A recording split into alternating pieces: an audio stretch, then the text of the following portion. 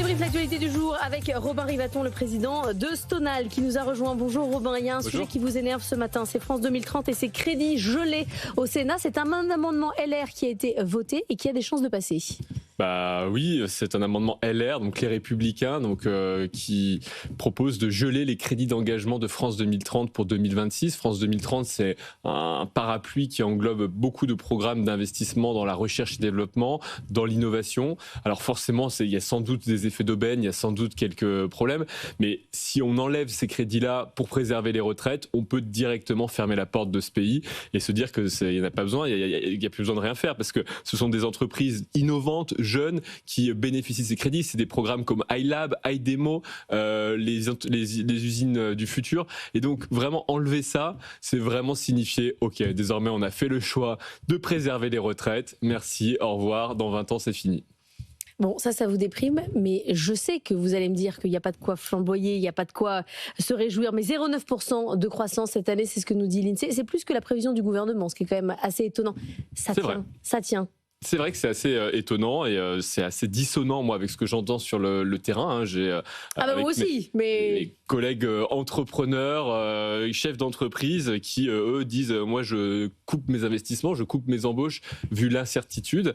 Mais ça tient sur cette année 2025.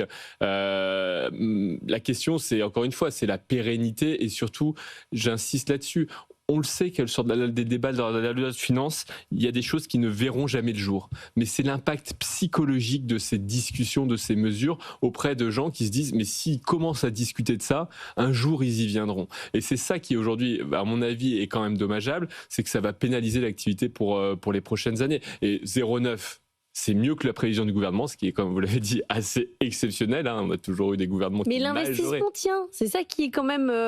c'est-à-dire que j'entends moi aussi, j'ai levé le crayon, j'attends, mais quand même, les patrons jouent le jeu. Mais oui, il y a des secteurs, il y a des entreprises, notamment ceux qui dépendent de la consommation. La consommation la plus directe, ils continuent de bénéficier du fait que dans un pays qui dépense autant, encore une fois, 5,5% de déficit public, 3 000 euros de dette par an par Français, cet argent finit par retomber dans la consommation courante. Et donc, vous avez des secteurs qui bénéficient, et tant mieux pour eux, c'est pas du tout une critique. Et donc, ça enclenche un peu la pompe des investissements. Mais quand on regarde des secteurs de plus long terme qui peuvent avoir des effets plus latents sur l'économie, on voit quand même, sur les biens d'équipement, sur les biens industriels, on voit quand même des très forts reculs dans les intentions.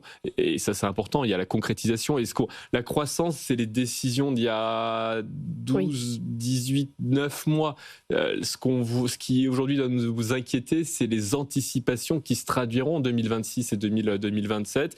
Et j'insiste sur un point, c'est qu'on a vécu dans un monde où la croissance mondiale de nos partenaires était pas si mauvaise. Elle va pas tenir éternellement. Je rappelle juste que les États-Unis sont, hormis la phase Covid, sont en expansion depuis 2009. C'est quand même assez exceptionnel. On est à 16 années d'expansion continue, hormis 2 trimestres. C'est la fin de cycle. Et au bout d'un moment, ça n'ira pas jusqu'au ciel. Donc, au bout d'un moment, cette croissance finira par retomber.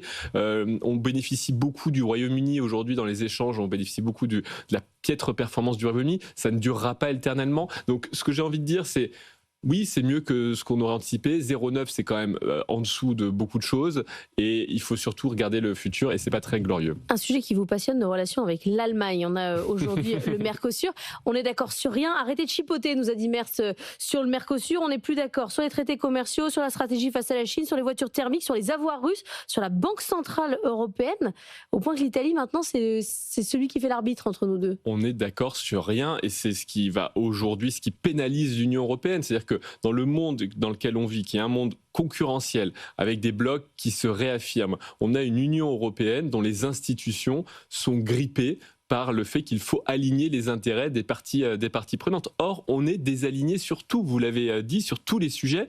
Et si demain on devait revivre un scénario de pas de crise économique, de récession, quels seraient les outils de la relance qu'on utiliserait? Est-ce qu'on ferait comme en 2010-2011, c'est-à-dire l'austérité, et on se tirerait encore une balle dans le pied? Et c'est sans doute la voie que choisirait plutôt l'Allemagne. Ou est-ce qu'on ferait autre chose? Aujourd'hui, on est d'accord sur rien et ça nous pénalise énormément. Ça, je pense vraiment, et je l'ai déjà dit, je l'ai déjà écrit et je le redirai, je pense que les Allemands vont entraîner l'Union dans sa chute avec une vision qui est une vision mercantiliste des 20 dernières années qui ne reflète pas la réalité des échanges aujourd'hui. Juste un chiffre parce qu'il est important. L'Union, c'est 194 milliards d'excédents de la balance courante sur le premier semestre. 194 milliards, on se dit c'est pas mal, on vit bien, c'est pas si mal. 80% de ces échanges sont faits avec le Royaume-Uni. 80%. Donc on est dépendant en fait de la nullité d'un pays qui est sorti de la zone. La réalité, c'est qu'on est en déficit avec la Chine, on est en déficit avec les États-Unis sur biens plus services plus revenus primaires, et ça se creuse.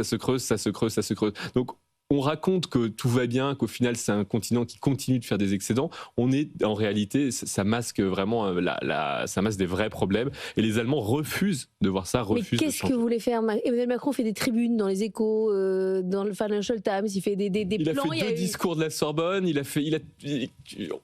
là-dessus, c'est peut-être la seule chose où j'aurais aucun reproche à lui faire. C'est-à-dire qu'il a dit ce qu'il fallait faire. Il a reconnu depuis le début que l'Union ne jouait pas à son vrai niveau. Il a poussé les Allemands à réagir. Le vrai problème, c'est qu'aujourd'hui, on est irresponsable en France et on n'est pas vertueux. Et quand on n'est pas vertueux, on ne peut pas donner des leçons au reste du monde. Merci beaucoup, Romain Yvaton, d'être venu ce matin dans la matinale de l'économie.